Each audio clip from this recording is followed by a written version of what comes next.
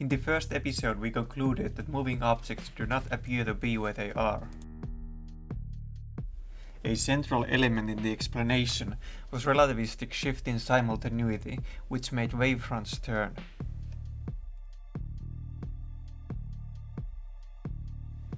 In this video we will see how straight lines become curved when we shift inertial frames, that is, we accelerate. We start in the frame of the blue rocket. It sends out its signal again to the moving purple rocket. We are interested in figuring out how the purple rocket will see the world. To calculate the direction where the purple rocket will see the signal coming from, we concluded in the last video that it suffices to add up the vector velocities.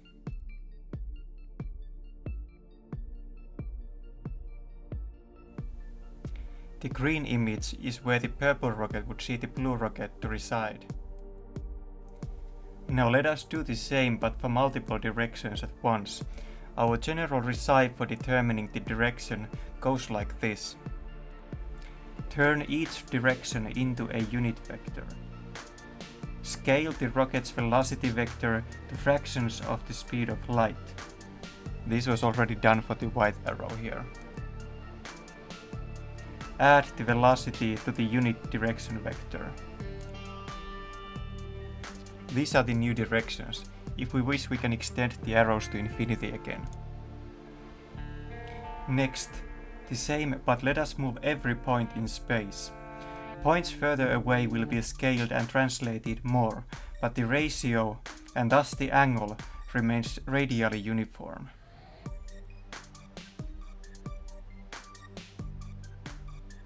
And this is how the purple rocket will see the frame, which was all straight lines in the blue rocket's frame.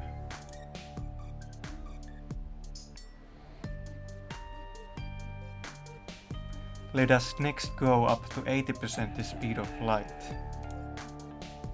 And here we go again. Freeze the time and calculate the so-called retarded positions by adding directions and velocities like we did before.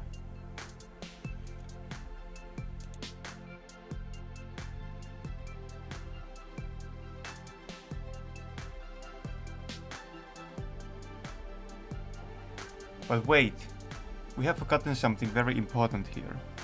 From the point of view of the purple rocket, the space, the rocket, the grid will all look contracted according to relativistic Lorentz contraction.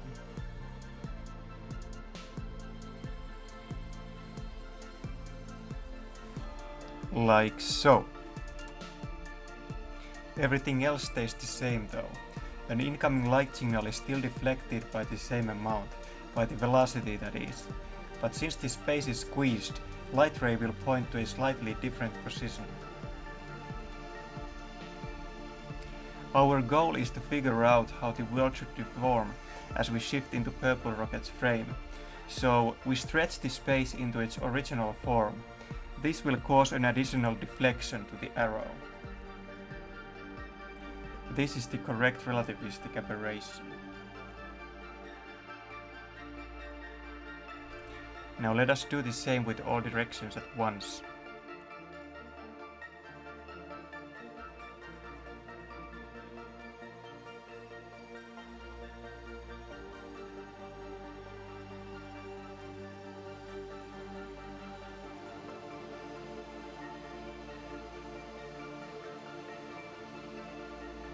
At lower speeds, the deviation from Galilean deflection is rather unnoticeable.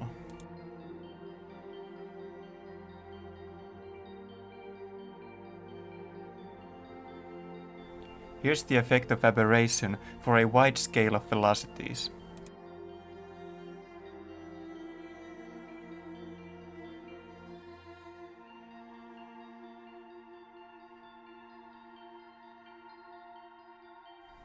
Okay, this has been boringly static to look at.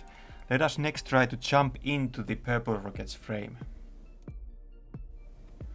By the way, note that what the rocket thinks is up, for example, is for us something that's tilting forward a bit. As we hop onto the purple rocket, we must undeflect the arrows. And now what for us and the rocket is up is something that is tilting backward for the stationary grid.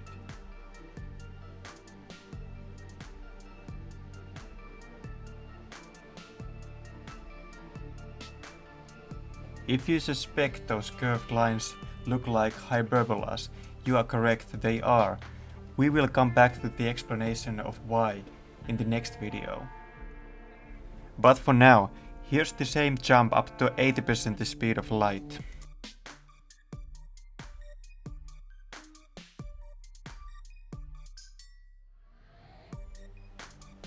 And finally up to 95% the speed of light.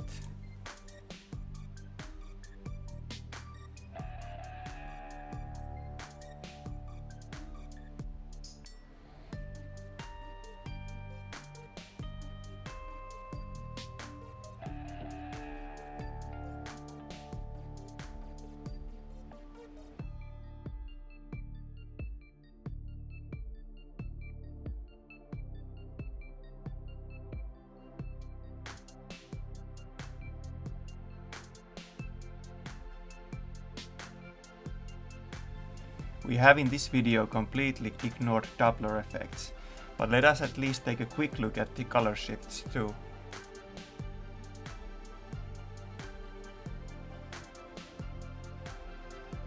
The dark section in front of the purple rocket means that all light has blue shifted into ultraviolet range. Finally, let us compare these results to the well-known formula for aberration, which you may have seen already.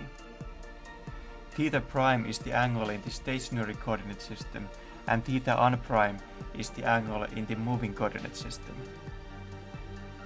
Notably, this formula only speaks of the angles, not explicitly of the contractions.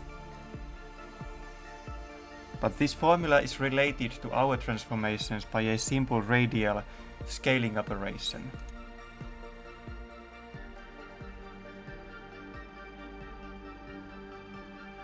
What the rocket actually sees only depends on the direction, so the scaling does not affect purple rocket's worldview.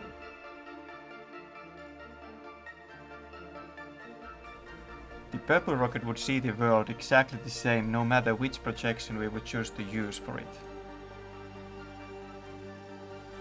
But for us outsiders, the projection will matter, and merely rotating the directions creates some bizarre looking turns to the grid.